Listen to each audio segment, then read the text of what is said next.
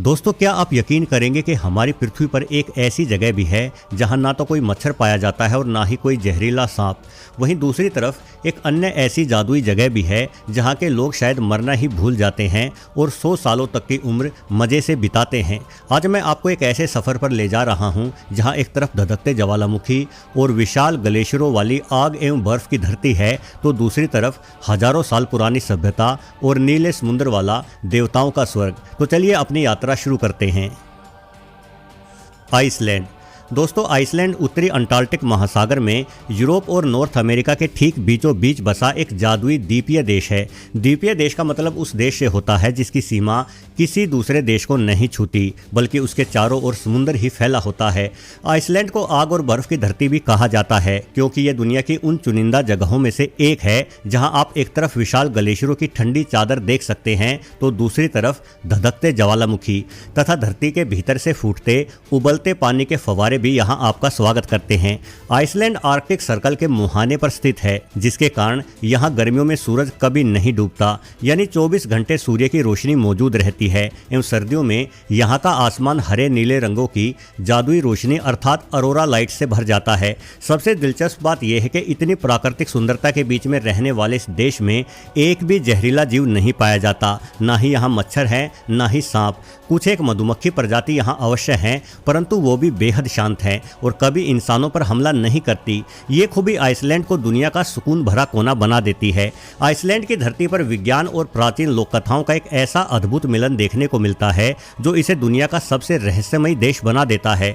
कहा जाता है कि यहाँ एल्व्स निवास करते हैं, जिन्हें स्थानीय भाषा में हुल्दू फोक भी कहते हैं। ये छिपे हुए लोग होते हैं जो किसी अन्य समानांतर अदृश्य दुनिया में रहते हैं और विशेष रूप से बड़ी चट्टानों और ऊबड़ खाबड़ पत्थरों के भीतर अपना बसेरा बसाते हैं। हालांकि आपको ऐसे किसी भी जीव के अस्तित्व पर शायद यकीन ना आए, किंतु आइसलैंड में इन जीवों की मान्यताएं समाज में प्रबल रूप से फैली हैं। उदाहरण के तौर पर जब भी यहाँ कोई नई सड़क या गली का निर्माण किया जाता है और रास्ते में कोई पुरानी चट्टान आदि आ जाती है, तो उस चट्टान को एल्व्स का घर मानते हुए उसे तोड़ने या हटाने की बजाय सड़क का पूरा नक्शा ही बदल दिया जाता है। आइसलैंड की जादुई धरती पर प्रकृति ने रंगों एवं बनावट का जो अद्भुत संगम पेश किया है, उसकी सबसे बड़ी मिसाल यहाँ की ब्लैक सैंड बीच और डायमंड बीच है। ये तट किसी भी इंसान को ये सोचने पर मजबूर कर देते हैं कि क्या वो इंसान वास्तव में हमारी पृथ्वी पर मौजूद है या किसी दूसरे ग्रह पर पहुंच गया। ब्लैक सैंड बीच का निर्माण हजारों सालों से हो रहे ज्वालामुखी विस्फोटों का परिणाम है, जहां धधकता हुआ गर्म लावा जब समुद्र के बर्फीले पानी से टकराया तो वो लावा तुरंत जमकर छोटे छोटे क्रिस्टल जैसे टुकड़ों में टूट गया और आगे चलकर लहरों की रगड़ ने इसे महीन काली रेत में बदल दिया। कई लोग इस स्थान पर अपने शादी के फोटोशूट के लिए भी आते हैं। हालांकि काले रंगों के ये तट काफ़ी खतरनाक भी है। यहाँ अचानक से तेज लहरें उठती हैं जो इंसान को अपने साथ बहाकर ले जा सकती हैं। काले रंग के रेतीले तटों के पास स्थित डायमंड बीच का नज़ारा तो और भी अविश्वसनीय है। ये बर्फ़ के बड़े बड़े टुकड़े होते हैं जिन पर जब सूर्य की किरणें पड़ती है तो पारदर्शी और कांच जैसे साफ ये बर्फ़ के टुकड़े बिल्कुल असली हीरो की भांति जगमगा उठते हैं। ये दृश्य न केवल आंखों को सुकून देता है, बल्कि ये इस बात का भी सबसे बड़ा प्रमाण है कि आइसलैंड में आग और बर्फ़ का अनोखा मेल इस स्थान को पृथ्वी की सबसे सुंदर और रहस्यमयी जगह बनाता है। आइसलैंड खूबसूरत झरनों का भी देश माना जाता है। यहाँ छोटे बड़े मिलाकर 10,000 झरने विद्यमान हैं, जिन सबका स्वरूप अलग अलग है। कहीं बर्फीली वादियों से झरना गिरता है तो कहीं हरी भरी घाटियों से। आइसलैंड के दक्षिणी तट पर स्थित सेलियालैंड फॉल्स को तो दुनिया के सबसे अनोखे झरनों में गिना जाता है। इसकी सबसे बड़ी खासियत यह है कि आप इस झरने के बिल्कुल पीछे जाकर खड़े हो सकते हैं। लगभग 200 फीट की ऊंचाई से गिरने वाले इस झरने के पीछे कुदरत ने एक गहरी गुफा बनाई है, जहां से गिरते हुए पानी की पारदर्शी दीवार को देखना किसी दूसरी दुनिया के सपने जैसा लगता है। गर्मियों के दौरान जब शाम को सूरज ढल रहा होता है तो सूर्य की किरणें इस पानी की फुहारों से टकराकर इंद्रधनुष बनाती है, जिसे झरने के पीछे से देखना फोटोग्राफर्स के लिए जन्नत के ही समान है। वहीं सर्दियों में सेलियालैंड फॉल्स झरना काफ़ी हद तक जम जाता है, जिस कारण ये किसी जादुई बर्फ के महल जैसा ही दिखाई पड़ता है। जहाँ तक क्षेत्रफल की बात है तो आइसलैंड लगभग 1,03,000 3000 वर्ग किलोमीटर बड़ा है।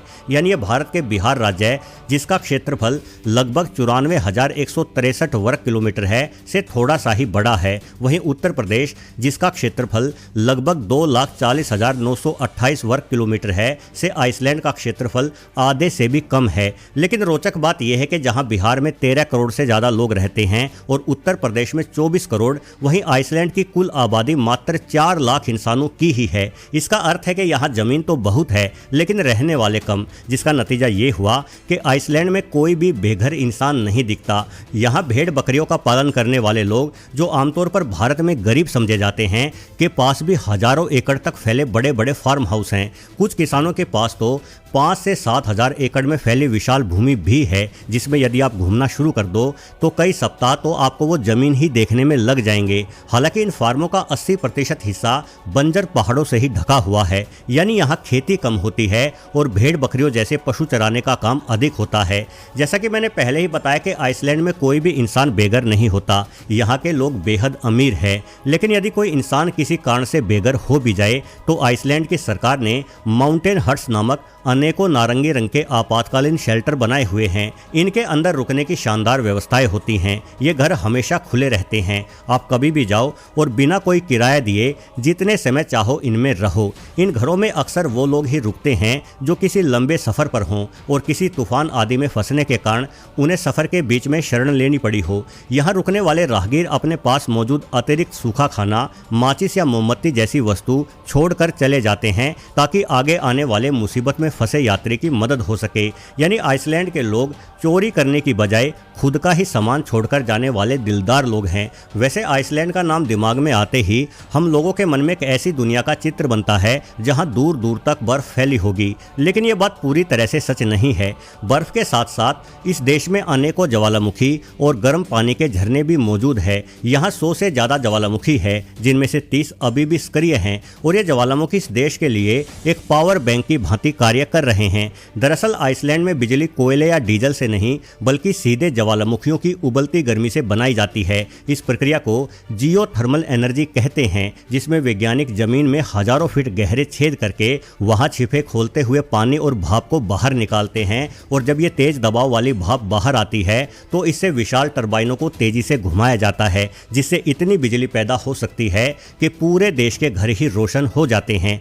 आइसलैंड में करीब 90% बिजली इसी तकनीक से बनती है। रोचक बात यह है कि टरबाइन घूमने के बाद जो गर्म पानी बचता है उसे बेकार नहीं फेंका जाता, बल्कि उसे पाइपों के जरिए शहरों में भेजा जाता है ताकि कड़ाके की ठंड में लोगों के घर गर्म रहें। अपनी इस तकनीक की ही वजह से आइसलैंड न केवल दुनिया के सबसे कम प्रदूषण मुक्त देशों में गिना जाता है, बल्कि यहाँ बिजली बेहद सस्ती और प्रचुर मात्रा में भी है।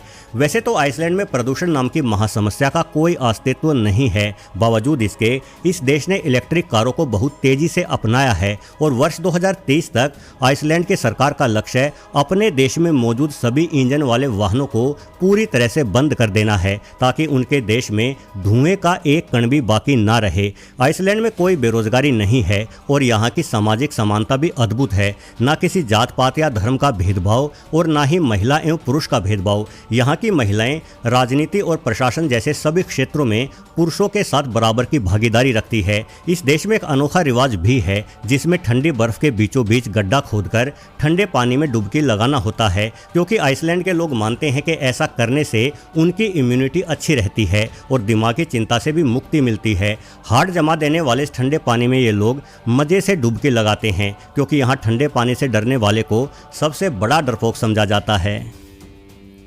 ग्रीस। दोस्तों, आपने सिकंदर का नाम जरूर सुना होगा, जिनके नाम के बारे में कहावत प्रचलित है, जो जीता वही सिकंदर। ये सिकंदर, जिनका वास्तविक नाम अलेक्जेंड्रा था, का जन्म वर्तमान ग्रीस में ही हुआ था, जिसे भारत, ईरान एवं अरब देशों में यूनान भी कह दिया जाता है। अलेक्जेंड्रा के अलावा ग्रीस में सुकरात, प्लेटो और अरस्तु जैसे महान दार्शनिक भी हुए हैं, जिनका ज्ञान और अनुभव आज तक मानवता के काम का समझा जाता है। ये देश यानी ग्रीस दक्षिणी पूर्वी यूरोप में स्थित है और 3 तरफ से नीले समुद्र से घिरा हुआ है। अगर आइसलैंड आग और बर्फ की धरती है तो ग्रीस धूप और नीले पानी का स्वर्ग है। ग्रीस की सबसे बड़ी खासियत इसके हजारों द्वीप हैं। यहाँ छोटे बड़े मिलाकर 6000 द्वीप मौजूद हैं, जिनमें से केवल 200 के करीब ही ऐसे हैं जहाँ इंसान रहते हों। बाकी के सभी द्वीपों पर समुद्री स्तनधारी जीवों और प्रवासी पक्षियों का ही बसेरा है। ग्रीस के क्षेत्र में समुद्र का पानी इतना साफ और पारदर्शी है कि आप कई फीट गहराई तक पानी के नीचे की दुनिया को देख सकते हैं। इस पानी में लेश मात्र भी कचरा या गंदगी आपको नहीं मिलने वाली। यही वजह है कि वर्ष 2025 में हुए US news and world report के वैश्विक सर्वे द्वारा ग्रीस को most beautiful country in the planet अर्थात हमारी पृथ्वी का सबसे खूबसूरत देश घोषित किया गया है। ग्रीस के मशहूर सेंटोर्नी द्वीप पर जब आप नीले गुंबद वाले सफेद घरों को देखते हैं तो ऐसा लगता है मानो किसी चित्रकार ने अपनी जादुई कूची से पूरे शहर को नीले और सफेद रंगों में रंग दिया हो। सेंटोर्नी द्वीप का नजारा किसी कल्पना या सुंदर सपने जैसा लगता है, जहां गहरे नीले समुद्र के किनारे खड़ी ऊंची काली चट्टानों पर सफेद रंग के घर मोतियों की माला की तरह सजे हुए हैं। इन घरों की सबसे बड़ी पहचान इनके गुंबदों का गहरा नीला रंग है, जो ठीक वैसे ही दिखता है जैसे ग्रीस का आसमान और वहां का समुद्र। दरअसल इन घरों को सफेद रंग से इसलिए रंगा गया है क्योंकि ग्रीस में काफी गर्मी पड़ती है और सफेद चूने की पुताई सूर्य की किरणों को वापस से परावर्तित कर देती है, जिससे कड़ाके की धूप में भी ये घर भीतर से ठंडे बने रहते हैं। वहीं छतों और खिड़कियों का नीला रंग यहाँ की साइक्लेडिक वास्तुकला की पहचान है, जो शांति और शुद्धता का प्रतीक मानी जाती है। सेंटोर्नी द्वीप का सबसे मशहूर शहर ओइया एक विशाल ज्वालामुखी के फटने से बनी खाई, जिसे काल्डेरा कहते हैं, कि बिल्कुल किनारे पर बसा है। यहाँ की गलियां इतनी संकरी और घुमावदार है कि वहाँ गाड़ियां नहीं जा सकती, जिस वजह से हर तरफ एक अजीब सा सुकून छाया रहता है। सफेद दीवारों पर लदी गुलाबी बोगनवेलिया के फूलों की बेलें पूरे शहर के नज़ारे को जादुई कर देती है। ये शहर न होकर एक खूबसूरत बगीचे जैसा ही दिखाई पड़ता है। ग्रीस सिर्फ अपनी सुंदरता के लिए ही नहीं बल्कि अपने ज्ञान के लिए भी जाना जाता है। जिस लोकतंत्र यानी डेमोक्रेसी में आज हम जीते हैं, उसका जन्म ग्रीस की धरती पर ही हुआ था।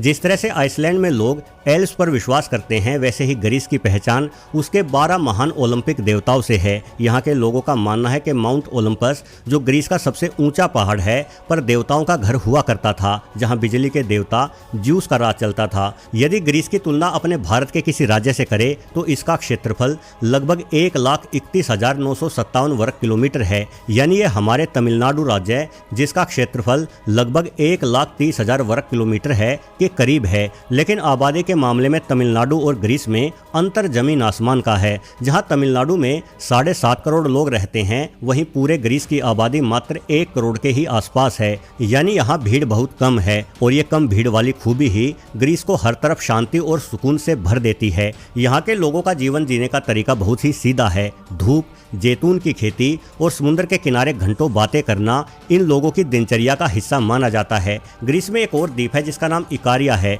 इस जगह को उस रूप में जाना जाता है जहाँ के लोग मरना ही भूल जाते हैं। असल में इकारिया पर इंसानों का औसत जीवन ही 85 वर्ष है, और यहाँ हर 3 में से 1 व्यक्ति 100 वर्ष की आयु को प्राप्त करता है। इस लंबी उम्र का राज इकारिया की शुद्ध हवा, तनाव मुक्त जीवन शैली और साफ एवं स्वच्छ भोजन में ही निहित है। यहाँ के लोग अपनों के साथ वक्त बिताने को सबसे बड़ी दौलत मानते हैं।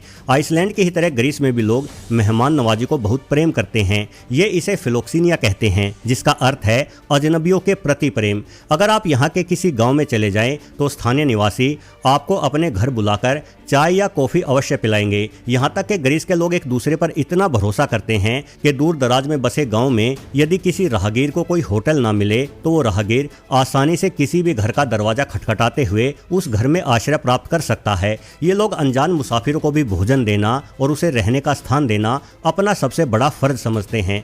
जैसा कि मैंने पहले ही बताया कि ग्रीस की धरती पर जैतून की खेती होती है। ये विश्व के सबसे अधिक जैतून उत्पादक देशों में से है, और आपको बता दूं कि खेती बाड़ी की दुनिया में जैतून को लिक्विड गोल्ड भी कहा जाता है, क्योंकि एक तरफ जहां भारत में सरसों का तेल औसतन 150 रुपये लीटर मिलता है, वहीं जैतून का तेल अपनी बेहतरीन क्वालिटी और सेहत वाले फायदों की वजह से 1500 रुपये प्रति लीटर तक बिकते हुए देखा जा सकता है। और कीमतों का यही बड़ा अंतर ग्रीस के किसानों की संपन्नता का सबसे प्रमुख कारण है। ग्रीस की जलवायु जैतून के पेड़ों के लिए वरदान जैसी है, जिससे वहां के किसान इस लिक्विड गोल्ड की बड़े पैमाने पर खेती कर रहे हैं और अपनी फसल को दुनिया भर के बाजारों में ऊंचे दामों पर बेचकर